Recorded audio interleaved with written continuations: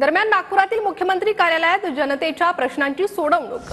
मुख्यमंत्री कार्यालयाला जनतेने चांगला प्रतिसाद दिलाय। विदर्भातील 11 जिल्ह्यातील नागरिकांना सीएम कार्यालयाचा आधार होतोय आणि याचा आढावा घेतला आमच्या प्रतिनिधींनी। पाहूयात।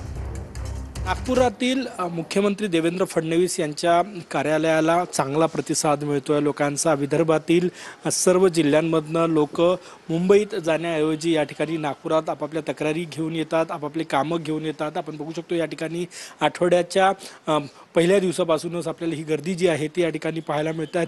वेगळ्या भागातून लोक जे आहे ते मुंबईत जाण्याऐवजी नागपूरचे मुख्यमंत्री आहे, नागपुरात हे कार्यालय जे आहे ते या ठिकाणी सुरू आहे। मुख्यमंत्री वैद्यकीय सहायता कार्यालय असो किंवा इतर जे कार्यालय आहे ते इथनं कामकाज चालतं।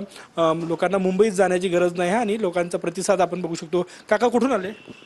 मी राहतो इथं म्हणून मी शेतीमाई यवतमाळला। कुठल्या कामासाठी आले? हे एक हे डुप्लिकेट मृत्यूपत्र बनवून फसवल्या गेलं। हां, ते पत्र द्यायला आले मुख्यमंत्र्यांकडे? हो, तेच सांगायला आलो। तर तुम्ही कशासाठी आले? सर, माझ्या ते बदलीचं हे होतं। मी कॉन्ट्रॅक्टवरती आहे।